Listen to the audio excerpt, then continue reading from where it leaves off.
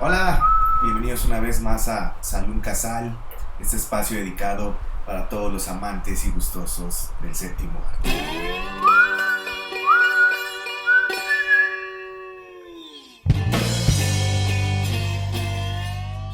Pues bueno, ha llegado el momento, por fin, de hablar del western, este icónico e histórico género cinematográfico que habíamos dejado un poquito de lado, no por otra cosa, sino por miedo o respeto, y que sé bien que hay generaciones que lo aman, que lo adoran, que les parece lo mejor, y hay otras que no tanto lo opuesto de que lo lleguen a odiar, sino más bien que se les hace un tanto tedioso.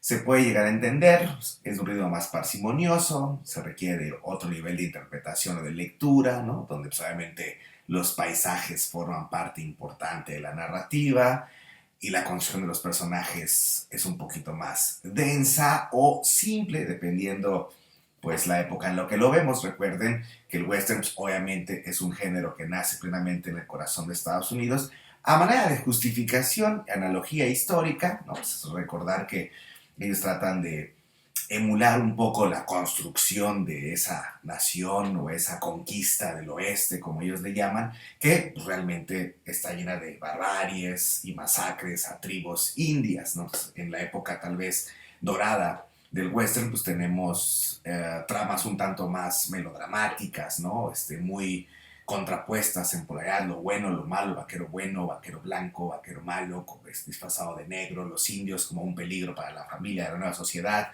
que se está construyendo y demás, y vemos las edificaciones de grandes ciudades como Chicago, bueno, todas estas situaciones donde los estadounidenses juegan, les digo, con esa constitución de su país, ¿no? Aunque no haya sido así. Y obviamente también el western pues fue evolucionando, ¿no? Se volviendo más complejo en otros países, en otras décadas. Pero bueno, cosa importante es que el western, como tenía esta relevancia histórica para dentro de su propio territorio, pues hizo evolucionar mucho el lenguaje cinematográfico, el uso del montaje, las composiciones, como hemos dicho, pues los paisajes son importantes, el western fue uno de los primeros géneros que conscientemente quiso salirse de los estudios y filmar ahí, en la intemperie, ¿no? En el salvaje, en la salvaje realidad. Pero bueno, fuera de ello, pues yo traigo como siempre dos películas sobre este género del que les quiero comentar. Una completamente obvia y clásica y la otra un poquito más rebuscada ahí en las cosas que yo he logrado ver en vida. La primera, la obvia, uno de los más grandes clásicos del oeste. Había una vez en el oeste, que también por ahí existe el nombre de Érase una vez en el oeste, y si no me recuerdo creo que en España se llama Aurora Señalada, Aurora Marcada, algo así.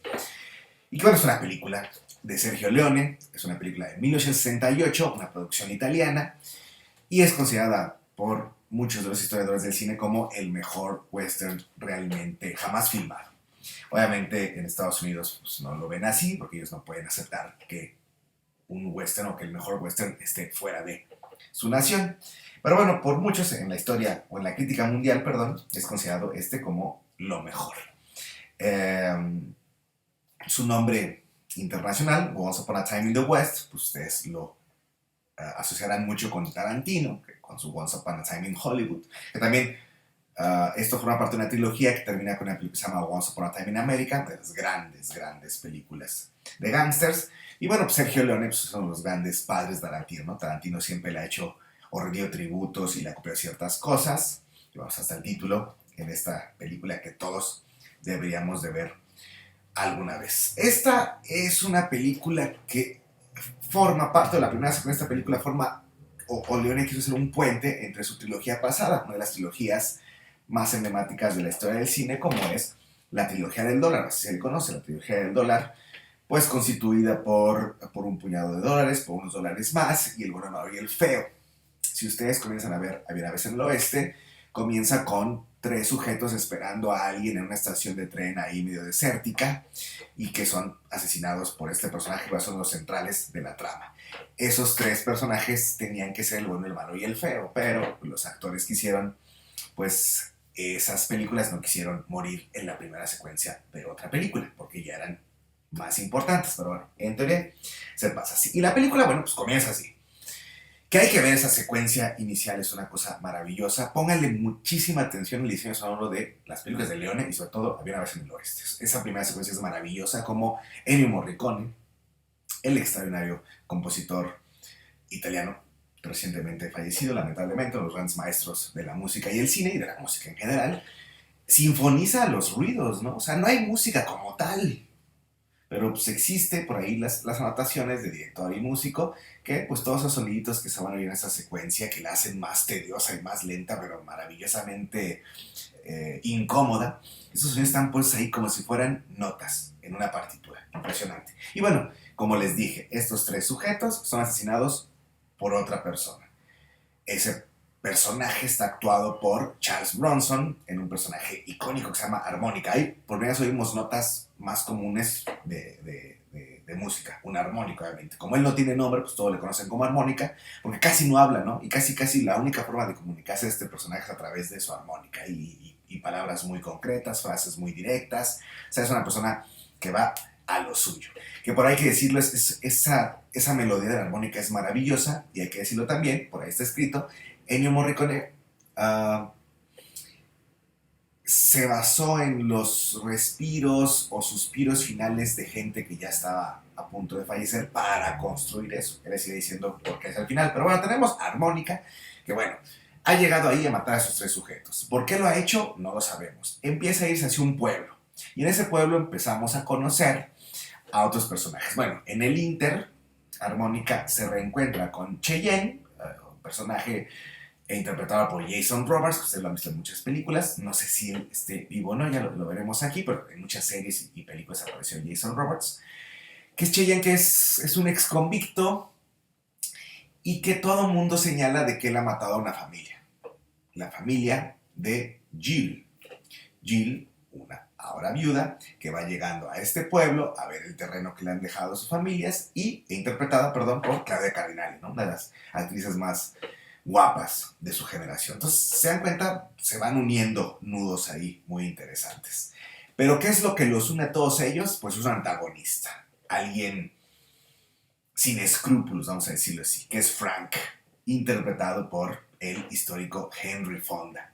Henry Fonda, un actor muy querido en Estados Unidos, y causó mucho revuelo en esta película porque era la primera vez que Henry Fonda se ponía en un papel de malo. Henry Fonda siempre había sido un personaje carismático, bonachón, humilde, y esta es la primera vez que Henry Fonda se ponía en las pieles de alguien completamente negativo. Entonces fue así como una sorpresa para los cánones comerciales de Estados Unidos, por ejemplo. Pero entonces tenemos a Frank, un tipo que él realmente fue el que mató a la familia de Jill porque quería quedarse con esos terrenos, y quiere quedarse con esos terrenos porque, una parte de inculpar al pobre Cheyenne, quiere esos terrenos porque en esos terrenos él quiere hacer que crezca la vía del tren que va a llegar a ese pueblo. Él es un empresario en ese sentido, un empresario sin escrúpulos, repito, y entonces él va a hacer lo imposible para que sus negocios crezcan y más crezcan. Entonces, si se dan cuenta,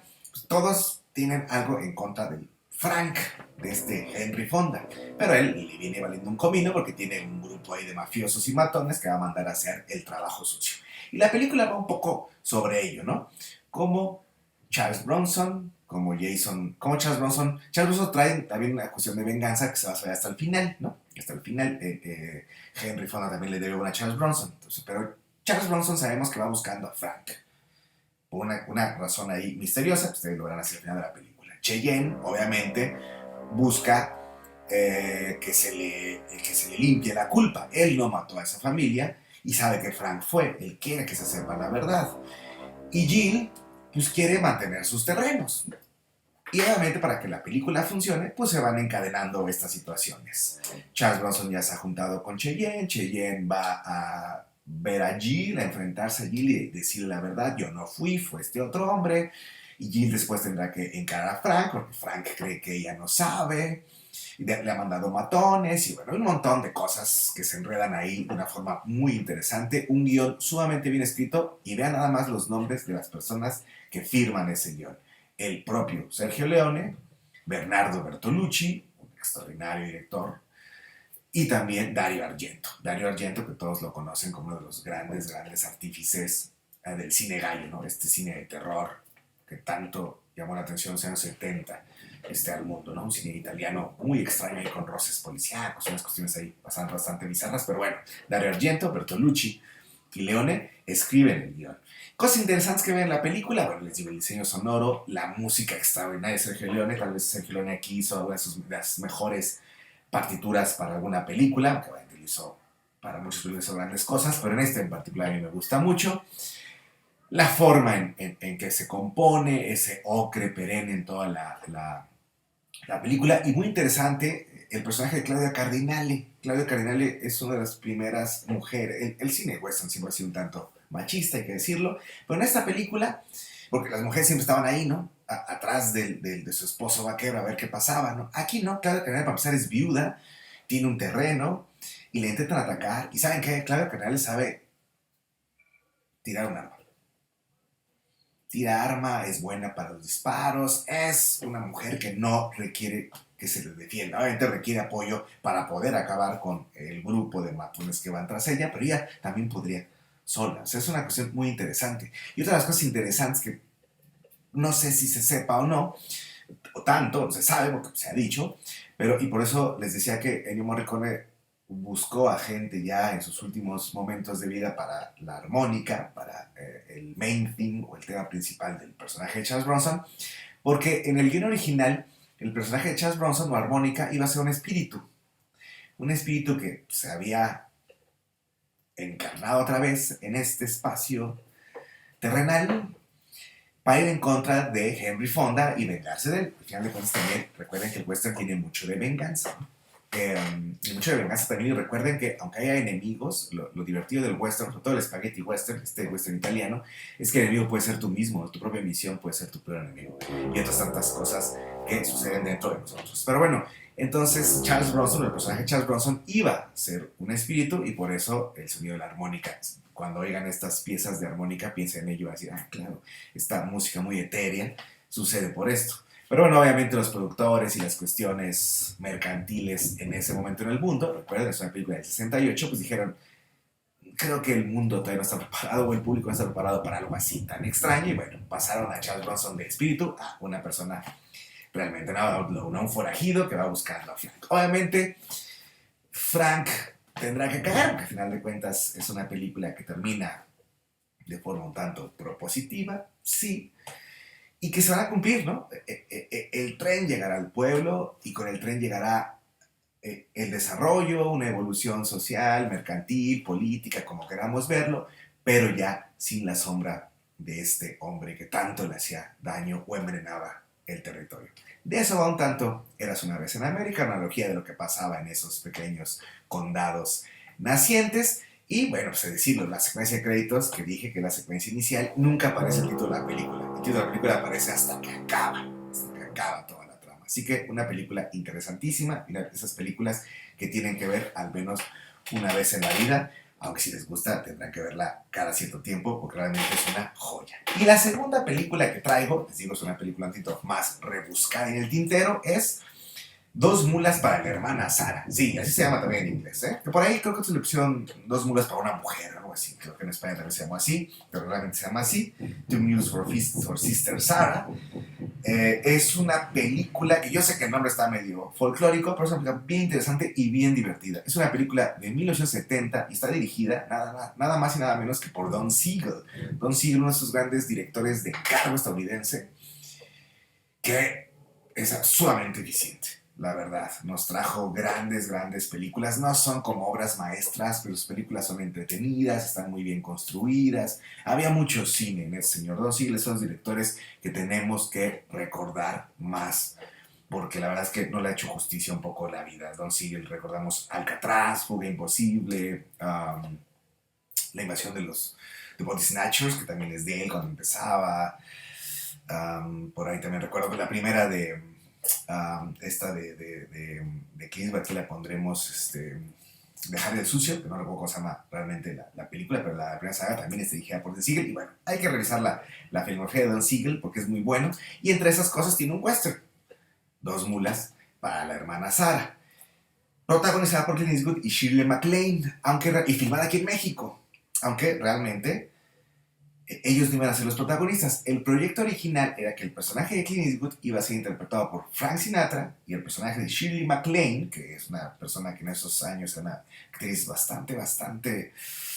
No la querían mucho porque era una persona bastante especial en el set, pero Shirley MacLaine no iba a ser ella, sino este personaje de la mujer iba a ser interpretado por Elizabeth Taylor, ¿no? Que de hecho por ahí existen hasta todavía notas de diarios decían, va a venir Elizabeth Taylor a México a filmar, o sea, ya estaba hecho el pacto. En la última parte de la preproducción se bajó del tren básicamente y tuvo que entrar Shirley MacLaine y también Clint Eastwood, que apenas él venía saliendo de esto del spaghetti western y se estaba integrando al cine estadounidense de una forma mucho más concreta, y lo hace también aquí con un western, que también hay que decirlo, la música también está compuesta por Ennio Morricone, una de las partituras más extrañas de encontrar y escuchar de el genio italiano. Bueno, es una película filmada en México y situada en México. Es una película de aventuras con un tono ahí medio cómico, pero muy eficiente porque Don Siegel era bien fregón. ¿Y qué tenemos? Pues estamos en la época juarista, así, tal cual. Benito Juárez le acaba de declarar la guerra a los franceses por esta cuestión del príncipe, perdón, de Maximiliano de Habsburgo, ¿no? Y bueno, pues ya saben, México está en problemas. Y por ahí pues aparece el personaje de Clint Eastwood, que pues es por ahí un forajido, que tiene unos pactos con algunos de los juaristas, y él va en búsqueda de una fortaleza francesa, una fortaleza de los franceses, porque hay mucho dinero, ¿no? Entonces quiere atacarla, ¿no? Pero él va ahí, pues, es una persona así bien inteligente para esas cosas, quiere atacarla y después robarse el dinero para dárselo a los juaristas y así pues, la milicia tenga mayor poder. Y bueno, es el trip del personaje de Clint Eastwood. Pero, pues, a primeras de la película se encuentra a una monja, que es el personaje de Shirley MacLaine, o la hermana Sara, que está a punto de ser violada por unos tipejos. Entonces Clint Eastwood la salva, ¿no? Y entonces, bueno, pues toman camino. Por ahí existe la leyenda de que Eastwood y MacLaine en el set no se llevaron absolutamente para nada bien. Es una leyenda que se cuenta, pero en la película tienen una gran química y una gran carisma. Porque son contrastantes, ¿no? Uno es un forajido y la otra aparentemente es una monja. Entonces ahí van los dos. ¿Por qué se juntan? Bueno, Eastwood le dice cuál es su plan, ¿no? Ella obviamente también está del lado del gobierno mexicano, de Juárez. Y ella dice tener cierta información ahí que les podría servir. Ah, bueno, pues por conveniencia, pues sigamos. Y entonces toman camino. Y en el camino pues van a pasar por un montón de cosas y ambos se van a ayudar. A pesar de que no se tienen en plena confianza uno a otro, todas las cosas por las que suceden y cómo se ayudan van a hacer que se construya una bonita relación, por así decirlo.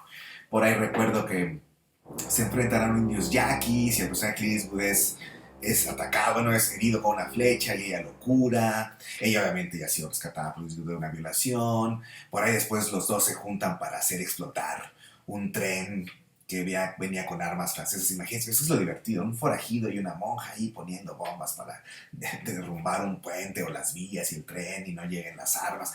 De ese carisma, ¿no? Por ahí también hay una cuestión, creo, con una víbora, no me acuerdo a quién pican y el otro tiene que rescatar y salvar. Pero ya agarrando un poquito más de calor entre ellos, el personaje es muy divertidamente y muy sutil empieza a dudar de la profesión de esta mujer, porque el personaje Shirley MacLaine, o la famosísima hermana Sara, pues le gusta echar sus tragos, luego ya empieza a decir alguna que otra grosería, leperada, albures, un manejo completamente ajeno a lo que nosotros tendríamos catalogado como una monja, hasta que se devela realmente la naturaleza de la hermana Sara. Y pues tenemos un tercer acto maravilloso, donde es el ataque a esta fortaleza francesa, donde se develan todas las verdades y es una secuencia de acción divertidísima, con tonos cómicos, con muchos balazos, y bueno, ya se imaginarán. O sea, para todos aquellos que les encantan las películas de acción, ese último acto de esta película es divertidísimo. Obviamente, los efectos y esas cuestiones son de 1970, pero muy bien llevada a cabo. Y bueno, pues sirve también para ver